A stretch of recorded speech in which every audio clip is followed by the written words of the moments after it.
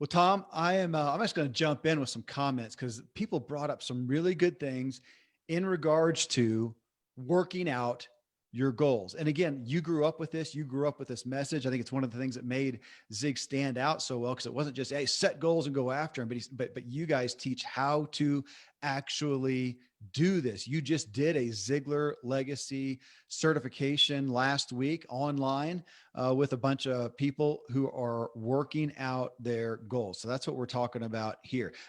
Right off the bat here, Brian Lynchard, he says, my coaching program membership would be evidence for me. My car full of gym and hiking gear, my trading log at E-Trade, where I'm trying to learn to profitably trade options. And that one, Tom, stuck out to me because it is one thing, and we're going to continue talking about it here in the next moments. It's one thing to be gaining knowledge, another thing to be learning. And I like that he put there, he's actually learning how to trade. And I find that, it's so easy just to go about and get more knowledge and do our stuff. But when do we actually learn something new, learn something additional? I know you're somebody I hold up there as a lifetime learner, and you're always seeking to learn, whether it's in your business and field of expertise, or you're prone to go off and learn about just something that interests you as well, which I see is indicative of our leaders and influencers today. They're just interested. They're curious. That's what I find in you, Tom. Yeah, I get off on those tangents. I'm kind of the nerd. I can't get enough information on some things, and then I'll usually go all in for a period of time, and it will either go away or it gets incorporated into some part of my life. Uh, and when somebody's like very actively engaged in learning about some sort of investing or real estate or trading. One of the things that you can do with that is you can track actually the action steps behind it. What are you doing with it? What's it resulted in? I heard one time, I think I learned this in church, that you can tell where somebody stands, what they believe in by just reviewing their checkbook. Yeah. What do they spend their money on? There's nothing better than a logging system, whether you are taking the Ziglar Performance Planner and writing down stuff as you go through every day in a journal, or whether you're investing money and you can track it through either a real or an imaginary portfolio, whatever it is doing, to get that kind of feedback. But this I do know, Dad was a big proponent of this idea, and that was to learn one new word a day, like to take the dictionary, learn one new word a day. And what happens is that word goes into your everything and it bounces around and it creates new ideas. And so one of the most powerful benefits about studying something, even if you don't necessarily follow through all the way, is it usually combines with other things that and out of that comes a new perspective, a new way of seeing life. So, Yeah. what a great process. Yeah, it is. I mean, again, this is so much of that. I've always had this perspective in my life of what if I was being videotaped? Maybe it's paranoia, Tom, but in this day and age, we pretty much are. It's hard not to be in a glass house, and I think in a lot of ways it's good. Okay, and on that note, here's a good post. Marvin Pennick, he says, "I'm afraid if you snooped around in my home, my office, my car, you'd find a lot of mixed signals." Well, I asked him, explain that. He says, well, I've got a book on intermittent fasting on my nightstand, and there's 2 candy bar wrappers in my trash can, etc. And I know you're like laughing, but isn't that the truth? And how often do we get derailed because we feel what, Tom? I mean, hypocritical, or we feel like I've lost some momentum. But I like that because mixed signals, man, I right away thought, me too.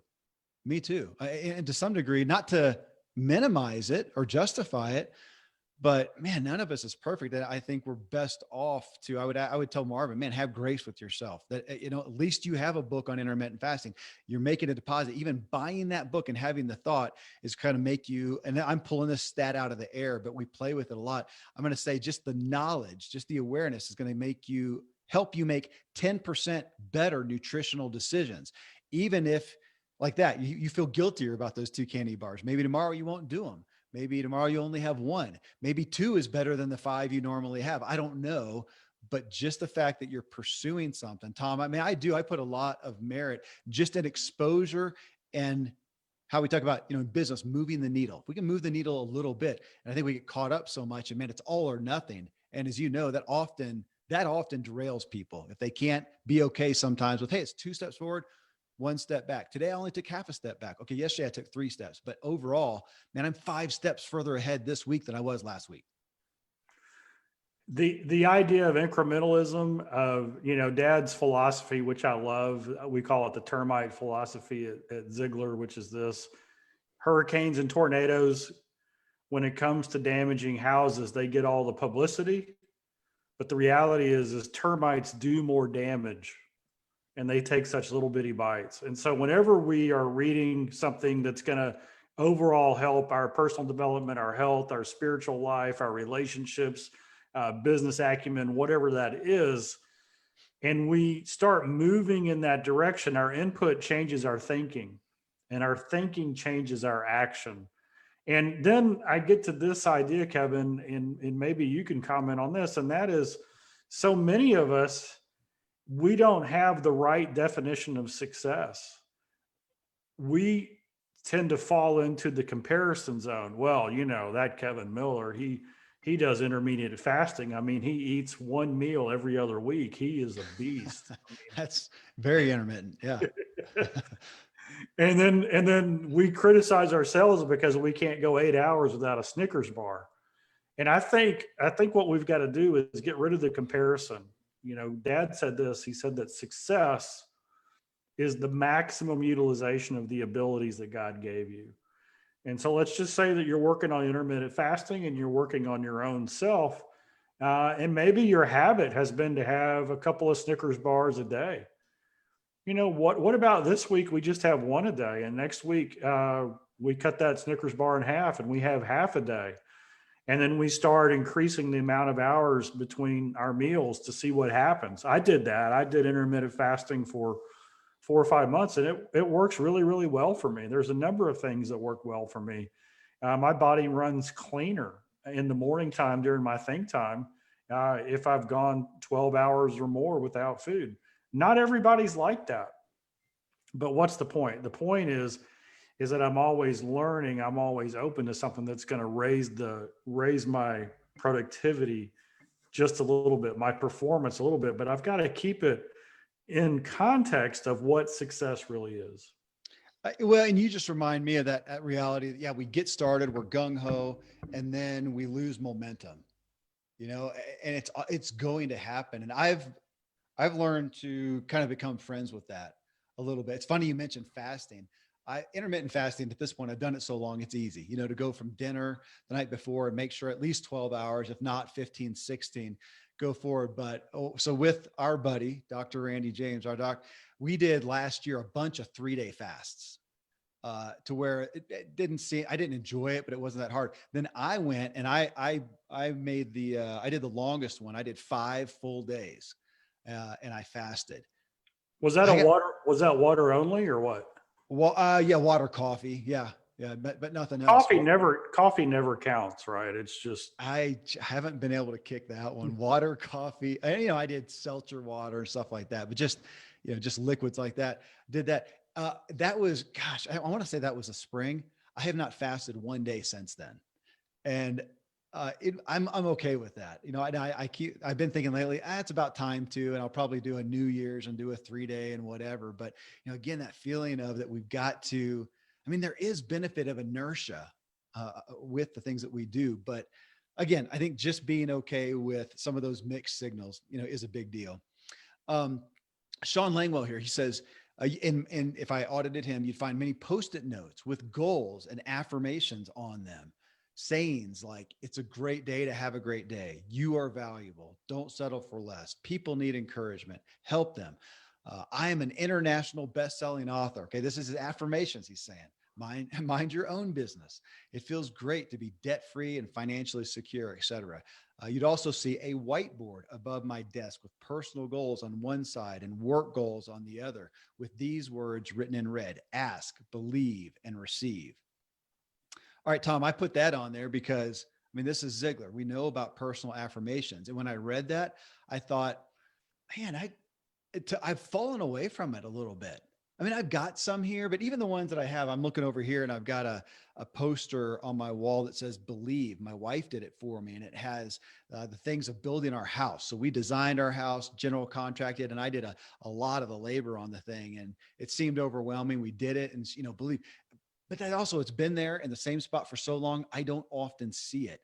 And I thought, I've fallen away a little bit from having those affirmations. And the ones that do best for me are the new ones, or the ones that I replace somewhere. I mean, we've talked about that for years, Tom. The ones you put on your bathroom mirror, your rear view mirror of your car, your desktop monitor, your phone, what do they call it? White paper, or your background screen, or whatever, that we can just inundate ourselves. And I think I took it for granted, and I've fallen away for a little bit. So I that's why I posted Sean's, because I thought, ooh, I need to jump back into that one. I can bolster that one. So do you put them on your mirror at home? Yeah, I'll put them. I'll put them on the mirror. Sometimes I'll write with a dry erase marker on there. Sometimes in the morning, if I feel convicted about something, I'll take a Sharpie and write it, like on my hand or my wrist or something like that. I'll do that. I've done it in my car. I'll put stuff. I don't like stuff in my pockets. I don't know. I have some issue with that. So I'll take a Post-it note and write something and put it in my pocket, because I put my hands in my pockets a lot, especially when I'm standing like I am now. Put it in there and go, what is that again? Oh yeah. And it's some note to myself. So I do generally, but again, I've fallen away from it. Yeah, Dad used to put a stone in his pocket, and it was a smooth stone, and every now and then when he was with a group of people, he'd pull it out. He says, "Hey, I carry this stone in my pocket, and as soon as I can go 24 hours without sin, without thinking something wrong, without being judgmental, whatever," he said, "I'm going to throw it at the first person I see." that's that's perfect.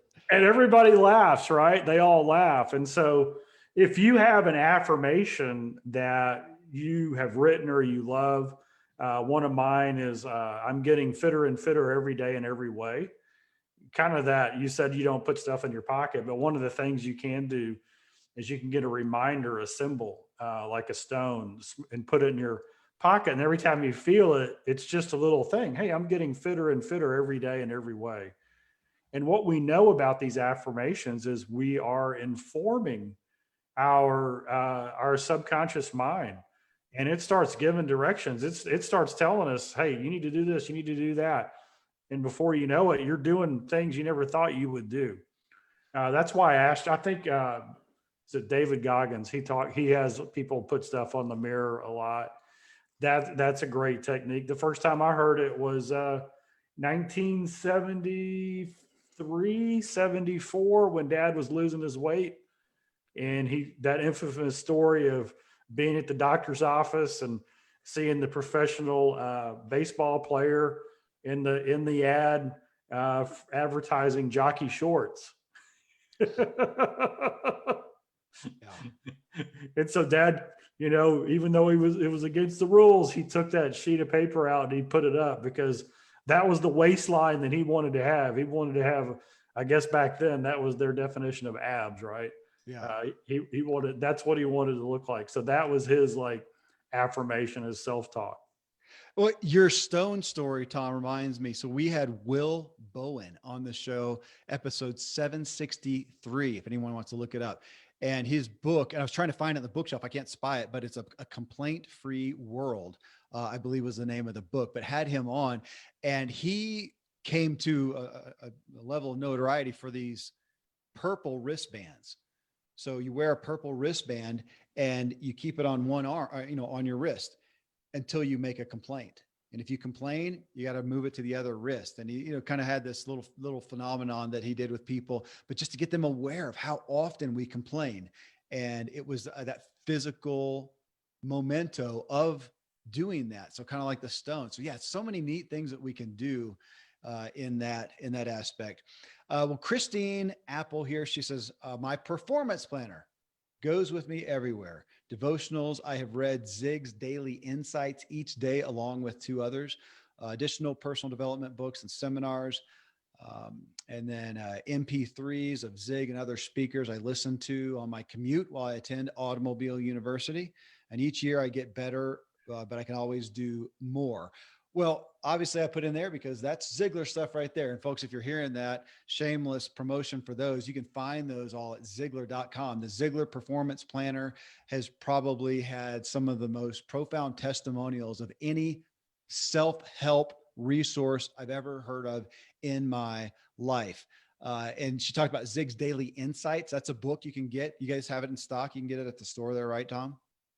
That's right. You can go to Ziglar.com and get that. In fact, I'll show you my copy of it, since we're on here Facebook Live as well. So all of our podcast listeners, I'm simply holding up a copy of the Daily Insights with Zig Ziglar. And here's something real personal.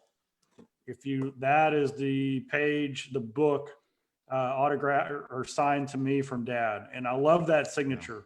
I just love that signature because this is at the end of Dad's life when he was struggling with Alzheimer's, and the writing in there was a little shaky, but it was so intentional. It just meant so much to my heart. So here's an intentional thing that everybody can do, and that is that as you're doing things, if one of your habits around your goals is to read information that's going to help you grow as a person. If you're reading a book and it reminds you of somebody in your family that you love, and there's something about that reminds you of that person, write a little note to that person in the margin of the book, and it becomes a legacy piece. And in fact, when you get done with the book, you can pass it on to them, or you can let them know, hey, I was reading this book. It reminded you of you, or me of you. And you just put that in there. Yeah. You know what? I even love the idea, Tom, of having a book like that, and you have to send it personally. And even if there's, somewhere in page or chapter 3, this section, there's something that makes you think about this person, to underline that and to send them the book with a bookmark there. Say, hey, I bookmark this and underline this because it reminds me of you. Talk about something powerful that will mean more to somebody than just a book in and of itself. And just real quick, because Christine talked about MP3s and whatnot, you can go to Ziglar.com, and there are lots of audios there that I love. However, you can also go to, before we started numbering the shows, it was like before I started hosting, which was right around 200 or 250, something like that. The posts before that were primarily just long clips of Zig. Anywhere from 5 minutes to 15 minutes. And even a lot of my early shows as host were a lot of that. So you can get a ton of Zig Ziglar content absolutely free here on the podcast, especially if you want to go back and listen to those earlier ones. But then you can get, of course, the compilations of them at Ziglar.com. Well, Tom, Joe Lalonde here, he says simply, it was after somebody talked about books. All the books, that was the number one thing sourced. Is books. That's what you would find at my home, in my car, at my office, books. And Joe said, wisely asked, yes, but does that mean one is growing? Tom, I'll lob that to you. I had some thoughts right off the bat, but you take that because that's a valid question. It's a valid reality. Here's what we know. If you're putting the right information into your mind, it's going to eventually catch up and have a positive impact. I think Dad would say it's kind of like the Chinese bamboo tree. Sometimes you plant the seed, you water it, you fertilize it, and the first year nothing happens. You water it, you fertilize it. The second year nothing happens. The third year you water it, you fertilize it, nothing happens. On the 5th year, the bamboo will grow 90 feet in a little over 30 days, sometimes 45 days. 2 to 3 feet a day is the growth rate on it. And so just because you don't see the fruit, the evidence of what you've been putting in, doesn't mean it's not benefiting you and it's taking root and it's going to show up. Now, on the other side of that coin is this. Dad said that we have to recognize, claim, develop, and use all the qualities that we have inside of us. And so there's a thing called cognitive dissonance. So if you're reading something and it says, hey, you were born to win, you're a champion, you can accomplish so many things beyond you can even imagine, you have all the equipment to do it, you just got to set your mind to it and go do it. But if your mental mindset is, yeah, that's not me, that's other people, then it's going to be difficult to get those results. But you're going to be better off continuing to read that information, that stuff that's taking you in the right direction, than if you don't do it. Yeah. Right. And hopefully what it does is you learn enough to say, golly, I'm just not changing. I need to go talk with somebody, work with someone who can give me some insight and input in this area. So what are your thoughts on it?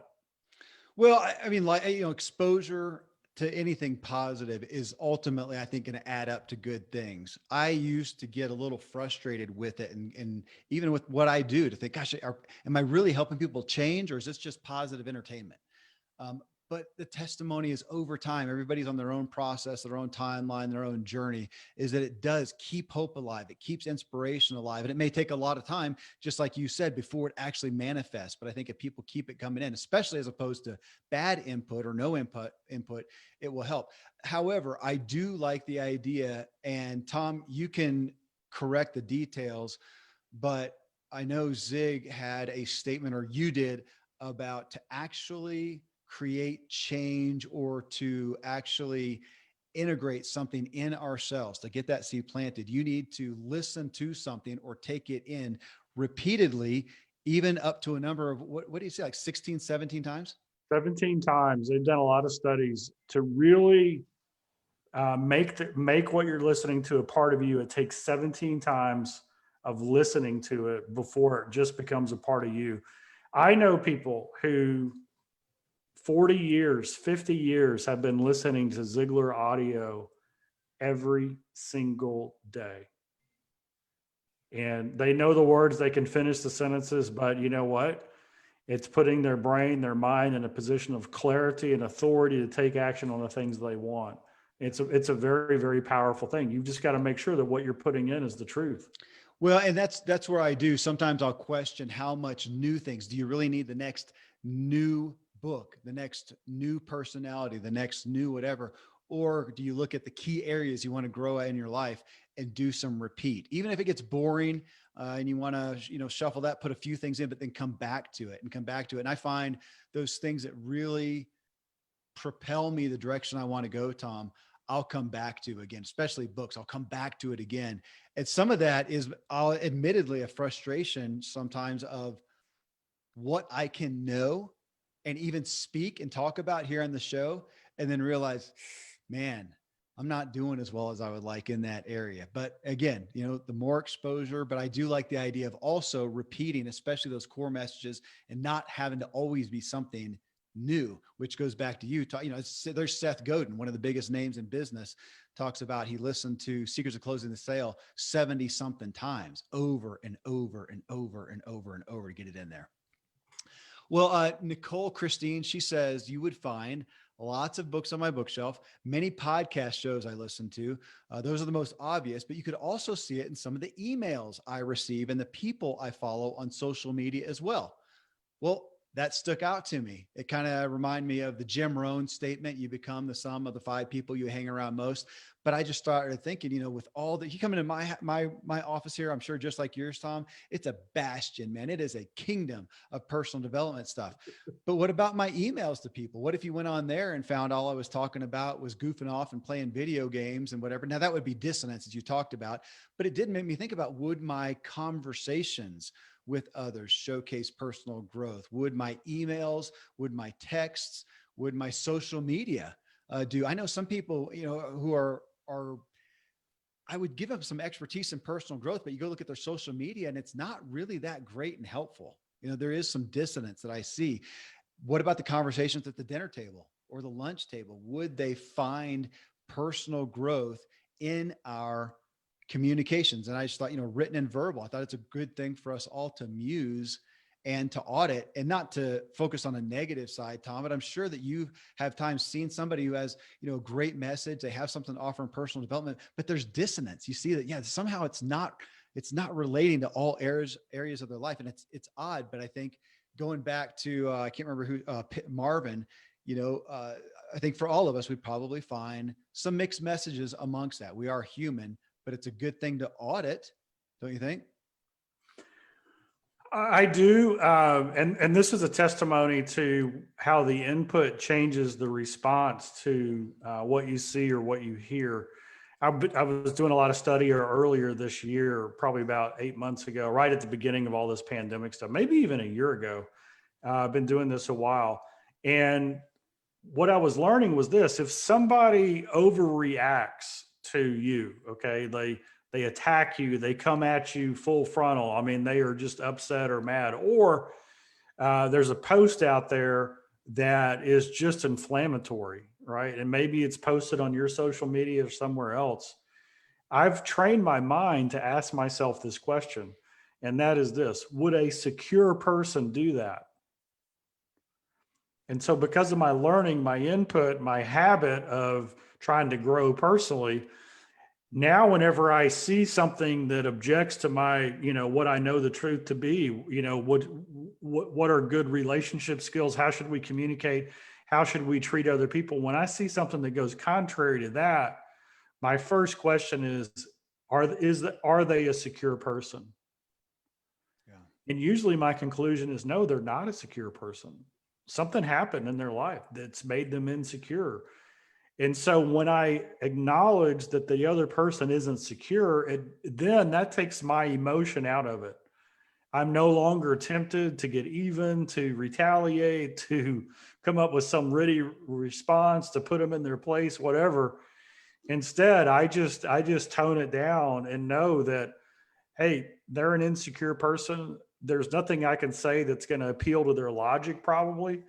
So I'm going to be polite and kind, and I'm going to move on. And if they want to take it in a different place with the right, respect involved, then I'll go there. But usually, it's just a kind, polite response that doesn't give them any leverage to come back. Why am I saying that? Because if we looked at the world through that lens, hey, is what I'm listening to or reading or what's being said to me right now, does this compare to what I know to be the truth? Okay. Now, here's the catch in this. If you're not listening to and reading and surrounding yourself with the truth on a daily basis, you don't know what the truth is. You can get wrapped into whatever that emotional thing is that's going on without even realizing it. And so, Kevin, I think, going back to the original question of if we really are committed to goal setting and personal development, is the way we live our life, is there enough evidence to convict us? The question that I would ask everybody here is, what are the things that tip you over that are getting you into dangerous territory as far as you're wanting to lash out or respond in kind, or to do something that, hey, I shouldn't do that. If my grandmother was here, she wouldn't approve, right? And then ask yourself, okay, how can I grow to where that doesn't become an issue anymore? Well, my gosh, Tom, I mean, you asked that question right now, as of this recording, December 2020, such a volatile time where social media and media in general is so inflaming, and talk about triggering people. And we see how they respond to it. It's hard not to say we're best to all bypass it. But if we do interact with it, to go back to where you started there, that most of the time, are we really going to change somebody's mind? Are they really open to change right now? No, you're best off to say something kind and try to love them, I think, because I don't see a whole lot of opinions being changed on social media. I see them being inflamed. It's like road rage, social media rage. I'm sure that exists. I've not heard that talked about, but it's got to be there. It's got to be there. It's Hey, got. just a shout out to Berna on Facebook. And just appreciate all of our Facebook fans putting comments in there. Julita, hey, thank you so much for that. I think the greatest opportunity we've ever had as a world, right? Whether you're in the US or you're somewhere else listening to this podcast, is we can respond to others in such a way that they want to be more like us. Right. And so what would make them want to be more like us? How would we respond in that way? And so when we start thinking about that, and then we've got to develop those qualities inside of us. That's a good roadmap. Yep. Yeah. When you say that, to be like more like us, and I even thought just to be their best selves, how do we help them be their best selves? Well, here's a couple more, Tom. Derek Olson, he said he listens to the Strangest Secret CD. He plays it over and over when he's driving. That one is always special to me. That's part of my dad, Dan Miller. His story is as a little kid who grew up, his parents were Amish. He was on a farm. Talk about the most isolated conservative. And he got a hold of The Strangest Secret by Earl Nightingale and listened to that in secret. Can you imagine that, having to listen to personal development in secret? So that's a special one. So Derek cites that one. He plays audiobooks, YouTube videos, other programs when he's driving or walking around. At his home and office, books of all kind, personal growth topics, workout equipment that my personal fitness coach helps create workout programs with, and whiteboards with all kinds of business and personal growth plans, strategies, and ideas written all over them. Computers that allow for mastermind meetings of various kinds. And right after that, Judine Gourdet, she said a vision board with items checked out, personal development books on her shelf, positive affirmations throughout the room. Now, again, I pulled these, we had a ton of comments. I pulled, a comment, kind of hitting the highlights of everyone. So that one, though, a lot of people talked about whiteboards and vision boards. And I think that's probably less common than it ever was, Tom. It seems like back, decades ago in personal development that was talked about. I don't hear about it as much more. And I have gone through times of having a whiteboard or a big sheet of paper or something big on my screen. Again, just that call out. I like the idea of a vision board, and it's a different aspect. Even if you are the type of person who would go through and work out in detail your goals, which you can find out how to do that at Ziglar.com and get resources for that. I'm also I can get bogged down in them. I need something that's simple and bold as well. And to have something up there, I mean, think about that. Just like any big business or endeavor, to have what are the primary things that we are about that we cannot forget. I need those, Tom. Those are some of the things I do more than all than anything else. Just about is sometimes and sometimes I'll admittedly, it's out of frustration with Kevin. I'm amazed at what I can just forget.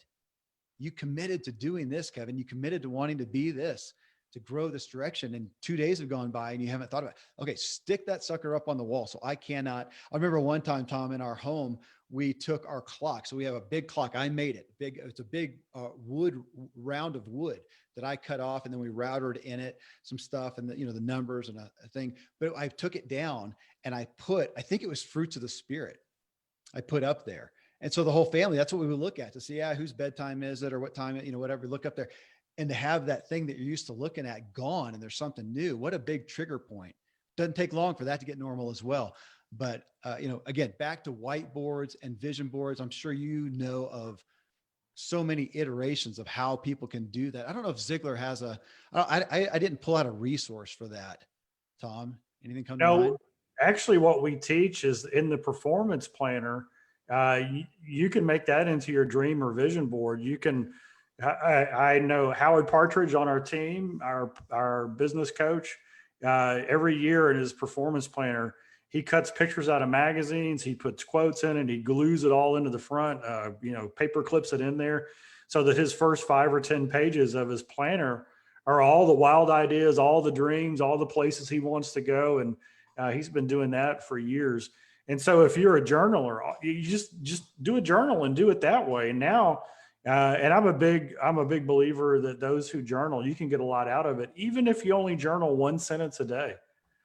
But imagine if you put your dreams, your goals, your aspirations, and you write some things to yourself about the person you're becoming, and you put that in the front. Hey, if you've got a minute, look at it. If you're feeling down, look at it.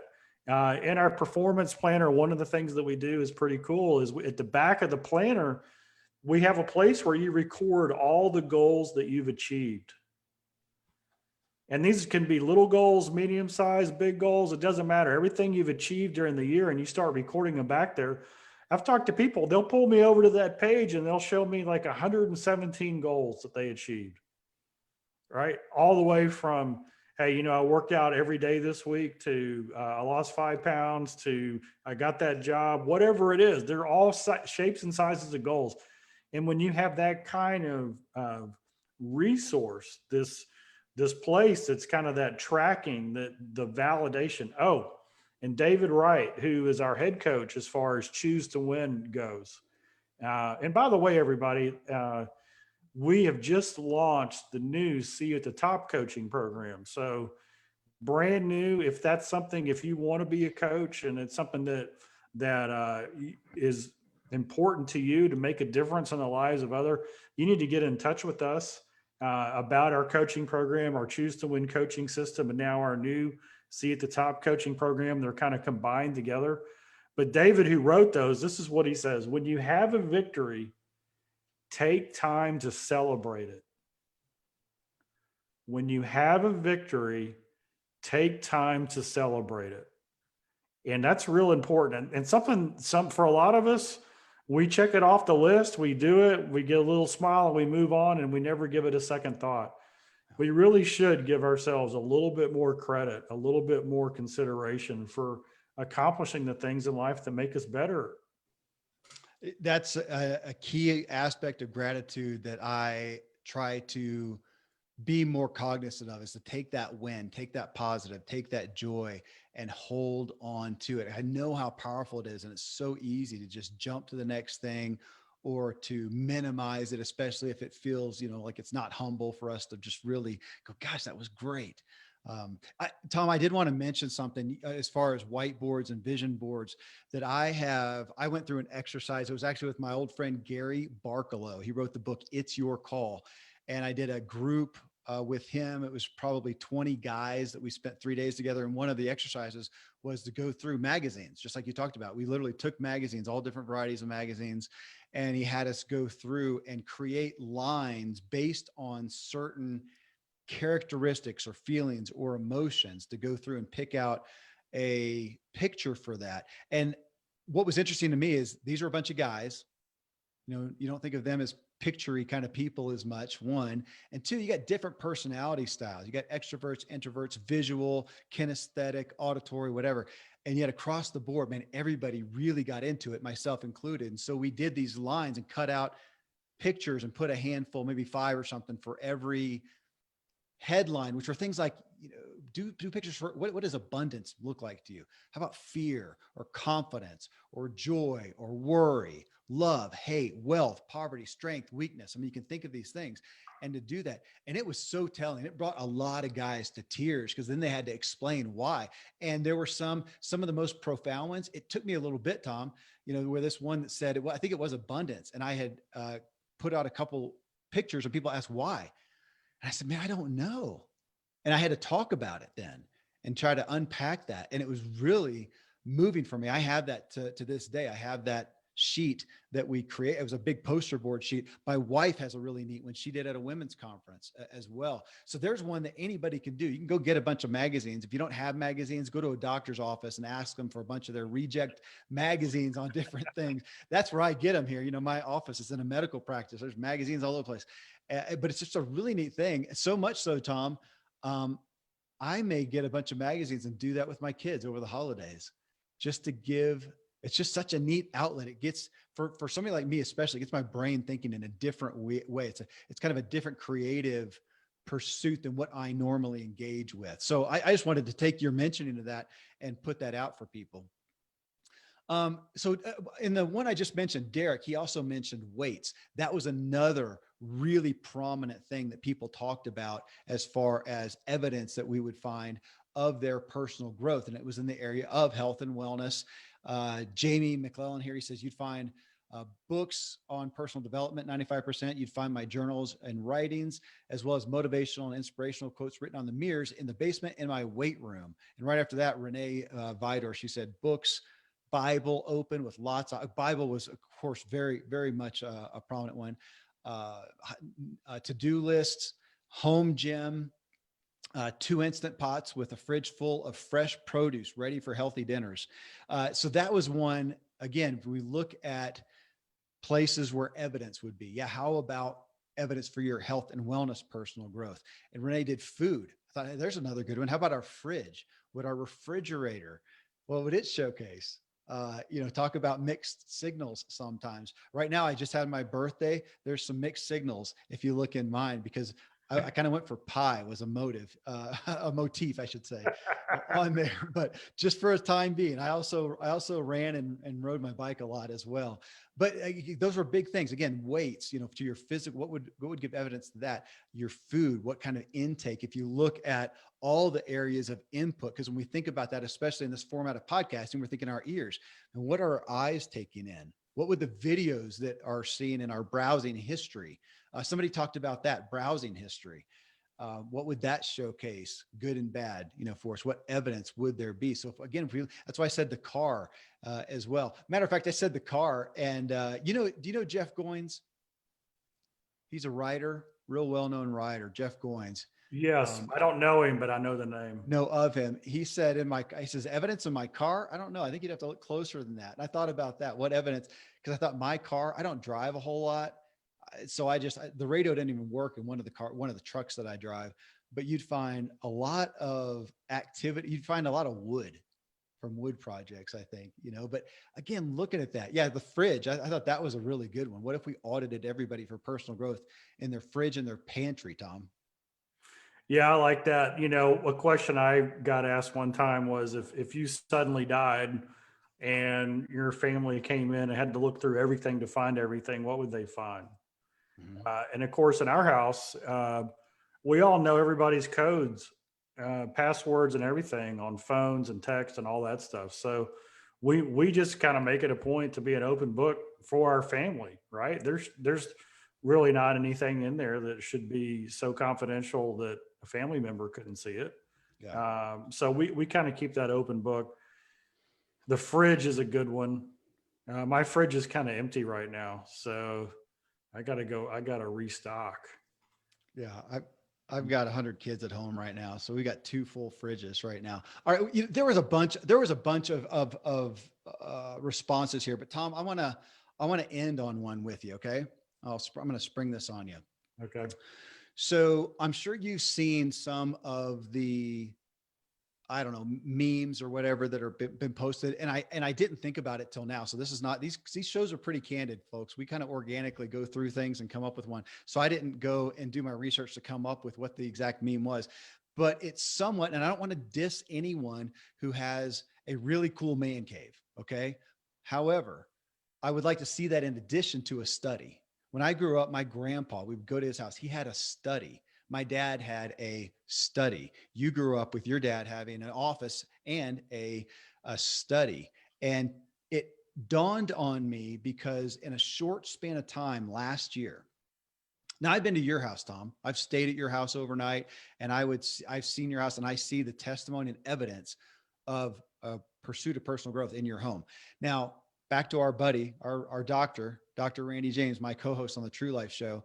He and his family went out of town last year for about a week. Well, I took the opportunity just to take his house and I did a personal getaway. I did a bunch of writing and business creating and time away from my family, just solitude. And I had not done that. I usually do that, in a cabin or even a nice hotel room. I hadn't done it in somebody's home. So I did it in his home. Well, I'm not going to say I snooped, back to my premise of this show, but I just walked around and I thought, man, it's so telling that around every corner, there's an open Bible, there's a journal, there's books, it's all learning and growth. And so his house was this bastion of education. His whole house was a study. And I thought, again, back to this point, what would my house showcase? So during that, within that month, I visited someone else's home. And their house was I'm going to call it a bastion again. It was a palace to entertainment. It had God knows how many screens of gigantic size. It had, pool tables. It had video games. It had projector screens. And it was this ode to entertainment. And I'm saying that, and I know that that's going to step on people's toes because we are in an age where that's what is fed to us is entertainment, and that's what is lauded, is what's kind of entertainment. Even your car has to have screens and sounds and all these things. And do I want my life to showcase entertainment, or like Randy's house to go in there and go, my gosh, this is somebody who is pursuing the Lord, who is pursuing relationship, who is pursuing truth and growth and is striving. And I was just so impacted by the chance to, in essence, snoop around his home and see the beauty and the glory and the strife. And of course, I know who he is, but I didn't get, how often do you go into somebody's house unattended to and just, you're walking through and using it and to see how they really live. And it was really convicting, Tom, when I thought about my home. Not that I looked at it and was ashamed of anything, but I thought, gosh, that's for our culture right now. I think we have an aspiring audience. The people on Facebook Live right now who are watching this, the people, the tens of thousands who are going to listen to this, they're an aspiring people. And I would expect that they are obviously have more evidence to education, but for us all to think about, if we take those education and entertainment, because the pressure in our culture, which is so very strong, so very prevalent, we are so exposed to, whether we want to or not, is entertainment driven. It is distraction driven. We've had so many people on the show just recently, Carrie Oberbrunner with his book Unhackable, and it's on, the biggest corporations in the world are trying to get our distraction. That's how they get us distracted. That's how they make their money.